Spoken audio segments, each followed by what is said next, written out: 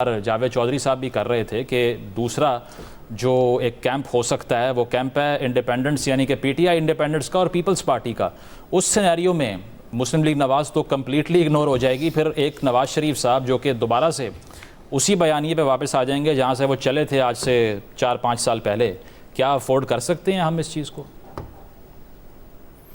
देखें, आप ब्रेक से पहले चार्ट दिखा रहे थे तो इंडिपेंडेंट की जो शॉर्ट फॉर्म है वो ज़ाहिर है कि IND है, तो ये इंडिया की भी शॉर्ट फॉर्म है। तो मैं ऑन लाइटर नोट, क्योंकि बड़ी सीरियस डिस्कशन करते हैं, तो किसी ने मुझे मीम भेजी, वो सैयद कायम अली शाह जो हैं उनके नाम से काबिल बड़े एहतराम हैं, तो उनसे उनके नाम से किसी ने ये मीम भेजी। उन्होंने कहा है कि मैं जो भी टीवी चैनल लगा रहा हूँ तो वहां पर हर जगह पे इंडिया इंडिया जीत रहे हैं, तो वो पूछ रहे हैं कि ये कौन सा टूर्नामेंट चल रहा है जो इंडिया जीत रहा है जो है। तो ये मैंने कहा ऑन लाइटर नोट, तो ये तो अब जो आप बात कर रहे हैं। अच्छा, 2008 में ना कमरान साहब, हमारा जब ट्रांसमिशन चल रही थी ना, इलेक्शन हो रहे थे, तो वहाँ पे इसी तरह उम्मीदवारों का आ रहा था ना स्लाइड से कि पाकिस्तान पीपल्स पार्टी ने इतनी सीटें ले ली, पाकिस्तान मुस्लिम लीग नून ने इतनी सीटें ले ली, पाकिस्तान मुस्लिम लीग काफ ने इतनी सीटें ले ली। तो हमारी जो एक न्यूज़ एंकर थी उस वक्त, वो नहीं थी बेचारी, तो वो पढ़ते पढ़ते ना उन्होंने कहा कि 5 सीटें इंडिया ने भी ले ली। इंडिपेंडेंट को इंडिया पड़ गई थी और उस पर एक ऐसा वो खौफनाक सा क्राइसिस पैदा, वो समझ रही थी ये इलेक्शन सिर्फ पाकिस्तान में नहीं हो रहे, इंडिया में भी हो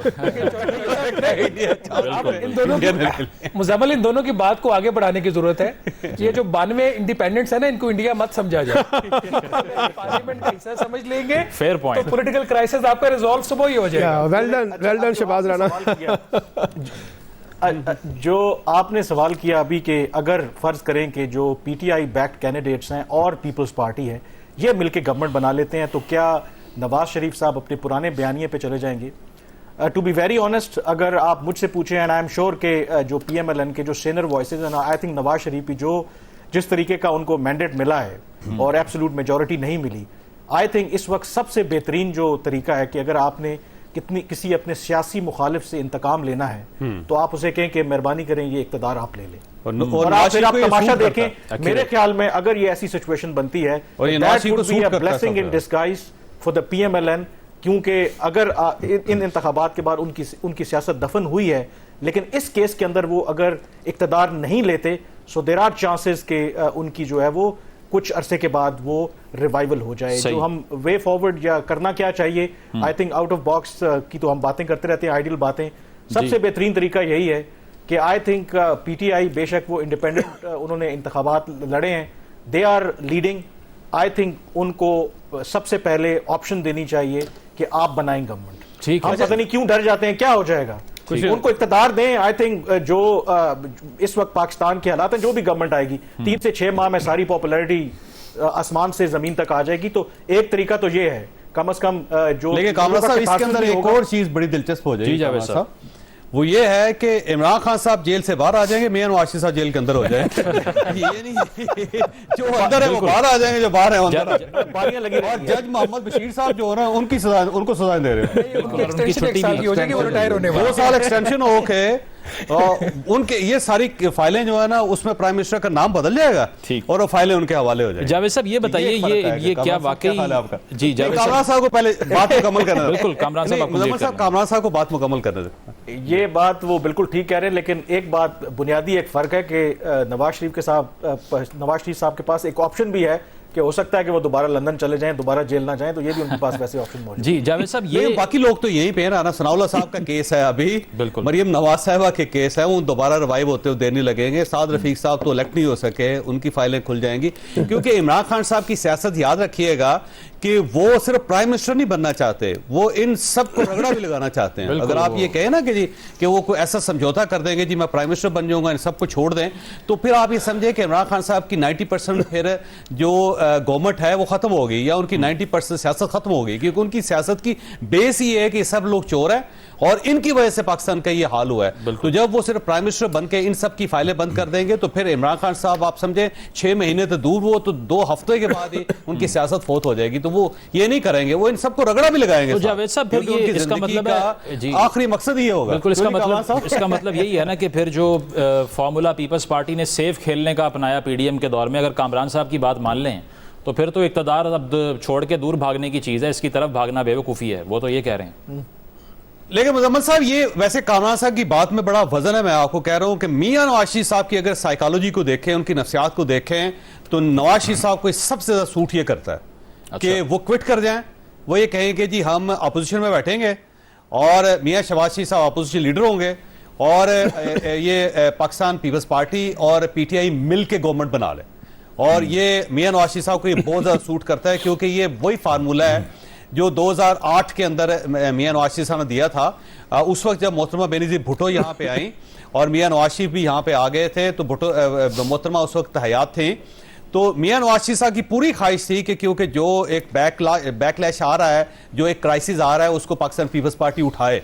तो पाकिस्तान पीपल्स पार्टी ने आगे दौड़ के अपना कंधा दे दिया था। और उसके बाद ये हुआ कि जब 2013 के इलेक्शन हुए तो पाकिस्तान पीपल्स पार्टी कंप्लीटली फारग हो गए थे, क्योंकि वो इतना बोझ था कि पाकिस्तान पीपल्स पार्टी उसको संभाल नहीं सकी। तो इस वक्त मियां नवाज शरीफ को यही सूट करता है कि वो अपने आप को पीछे ले जाएं और पाकिस्तान पीपल्स पार्टी को हवाले कर दें पीटीआई के। और आसिफ अली जरदारी साहब के अंदर ये मलका है कि वो इमरान खान साहब को राजी कर लेंगे और ये दोनों एक दूसरे के साथ चल भी सकते हैं। इनके अंदर ये एबिलिटी है दोनों के अंदर। सही, मतलब तो ये अगर मिल के गवर्नमेंट बना लें तो पाकिस्तान मुस्लिम लीग नून की रिवाइवल हो सकती है 4-5 साल के बाद। अच्छा, मतलब नून लीग के लिए बेहतर यही है कि वो मेरा ख्याल 1-1.5 साल के अंदर 1-1.5 साल के अंदर भी रिवाइवल उनका इम्कान होगा। मतलब गवर्नमेंट का अब सवाल अगला है कि क्या इमरान खान साहब गवर्नमेंट में बैठ के मियां नवाज शरीफ साहब को स्पेयर कर देंगे? वो नहीं करेंगे। उनका पूरा होगा कि जब तक इनके सर नहीं उतारे जाते मुझे इनसे खतरा, तो वो इनको नहीं छोड़ेंगे, क्योंकि उनकी नसीहत है, उनकी सियासत ही है। जी, मतलब जावेद चौधरी साहब का मशवरा ये है, अगर मियाँ साहब सुन रहे हैं तो वो यही है कि आप इक़्तिदार को अवॉइड कीजिए, तो तभी आपकी सियासत बच सकती है। शहबाज, आपसे मैं ये पूछना चाहूँगा, क्योंकि आपका भी किस्सा तो हम सुन चुके हैं कि MD IMF भी आपके सवाल से डर जाती हैं अक्सर।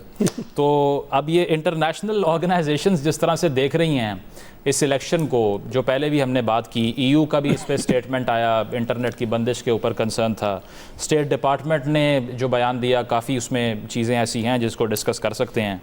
तो आपको लगता है कि ये जो कमिंग गवर्नमेंट होगी उसके ऊपर एक ये प्रेशर भी होगा कि इंटरनेशनली ताल्लुकात की बहाली भी करनी पड़ेगी, चूँकि जो पहले जिस नैच पे आप छोड़ कर गए हैं वैसे अब चल नहीं सकता इंटरनेशनल पार्टनर्स के बगैर?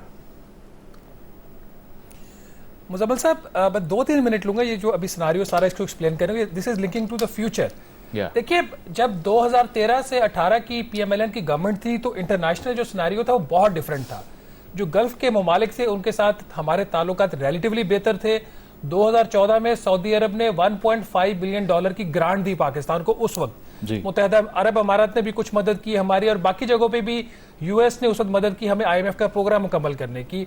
फिर चाइना के साथ हमारे ताल्लुकात बढ़ते हैं, CPEC आ जाता है और वेस्ट से हम पीछे हट जाते हैं। उसका नुकसान ये हुआ कि जब PDM की गवर्नमेंट बनी, जो कि PDM अब शायद 1.0 हो, तो उस गवर्नमेंट को इतने मुश्किलात का सामना करना पड़ा कि कोई भी मुल्क इंक्लूडिंग चाइना उनको एडिशनल कर्जा IMF की सपोर्ट के बगैर देने को तैयार नहीं था। अब एग्जैक्टली हम उसी जगह पे खड़े हो चुके हैं। एक सिनारियो तो ये, दूसरा ये कि अभी जो बात हो रही है ना कि PTI प्लस पीपल्स पार्टी, इसमें कितनी जान और अभी भी इसको कितना मैनेज करना आसान है जितना बड़ा क्राइसिस हमारे सामने आ रहा है।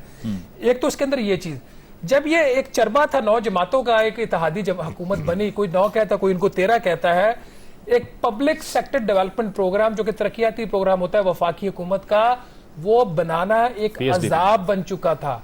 हर जमात की अपनी लिस्ट होती थी। आपको मौका मिले तो कल ये परसों पूछेगा जरूर एहसन इकबाल साहब से, वो प्राइम मिनिस्टर थे, वो सर रात को पकड़ के बैठ जाते थे, कई मीटिंग्स में जाते नहीं थे कि एक और लंबी लिस्ट आ जाएगी। सही। तो इन इत्तेहादी जमातों के साथ जो बाय एंड लार्ज फिर इनके साथ बैठी हुई होंगी, उनकी फिर लिस्टें तैयार हैं। अच्छा, तो उन्होंने वो लिस्ट पकड़नी है और बाद में सर पकड़ना है या मुल्क चलाना है। तो वो 17 मिनिस्ट्रियां बिलावल साहब फिर कैसे खत्म करेंगे शहबाज साहब? अच्छा, उसके अंदर एक और भी चीज थी आपके, जो बिल्कुल स्टार्ट में जो एक सवाल भी था ना जावेद चौधरी साहब से कि कैबिनेट के स्लॉट्स क्या होंगे अगर PDM 2.0 आ जाता है। फाइनेंस मिनिस्ट्री उस वक्त जो थी, उसकी जो कारकर्दगी थी, जो मेरी इतलात है, पीपल्स पार्टी उससे बिल्कुल भी मुतमिन नहीं थी, और एक स्टेज पे इंटरनल प्रपोजल बिल्कुल भी मुतमिन नहीं थी, और एक स्टेज पे इंटरनल प्रपोजल चला कि वजीर खजाना जो होगा वो पाकिस्तान पीपल्स पार्टी का होगा। इसका एक गवाह भी मौजूद है, और ये बात आसिफ जरदारी साहब के लेवल पे डिस्कस हुई। अच्छा। वहीं से शूट डाउन इसलिए कर दी गई कि अगर वजीर खजाना हमारा आ गया तो अगला इलेक्शन हमारा नहीं होगा। ये पीपल्स पार्टी, इसका मतलब है पीपल्स पार्टी तो खुद जो है वो लैंड माइन के ऊपर पांव रखना चाह रही है। कामरान साहब भी यही कह रहे थे। नहीं, अब की सूरत हाल मुख्तलिफ है। आपकी सूरत हाल मुख्तलिफ है। अगर ये पीटीआई के साथ मिल जाती है, जो आपका सवाल कि इंटरनेशनल फाइनेंशियल इंस्टीट्यूशंस हमसे कैसे डील करेंगे, एक स्टेबल गवर्नमेंट, वो स्टेबल गवर्नमेंट होगी, ये तो अनडिस्प्यूटेड तो वो है ना जो 92 इनकी जेब में है पीटीआई की, कुछ तो इनसे कहा जाता है और इनका क्लेम है कि रातों रात छीनी गई सीटें भी अगर वापस दे दें, उसके ऊपर आप डाल दें पाकिस्तान पीपल्स पार्टी की सीटें, तो सिर्फ 2 जमातें होंगी, 2 जमातें होंगी और मैजिक नंबर जो 169 का वो बड़े आराम से क्रॉस करेंगी और मुल्क भी बेहतर चला सकेंगी। ये जो अगर दोबारा मुरब्बा बनाना चाहते हैं ना कोई 9 जमातों का या 7 जमातों का जितना भी इस दफा बनता है, ये मुल्क नहीं चला सकता।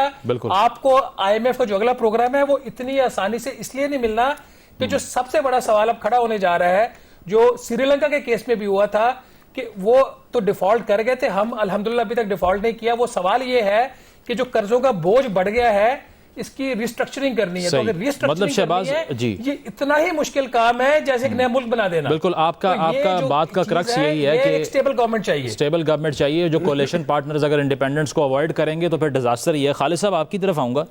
ये जो नवाज शरीफ साहब के हवाले से जावेद साहब भी बात कर रहे हैं कि बेहतर यही है कि अगर पहले तो वो कह रहे थे कि सियासत नहीं रियासत बचाओ, चलें बचा ली रियासत, आपने सियासत कुर्बान कर दी, लेकिन अब ये इतना कमज़ोर मैंडेट क्या मियाँ साहब को नहीं लेना चाहिए? इस पे लोग तो ये कहते हैं कि ओहदा नहीं छोड़ना चाहिए, पॉलिटिशियन भी यही यकीन करते हैं। आपको लगता है छोड़ देंगे वो? देखिए कि जवेद चौधरी साहब ने जो फरमाया है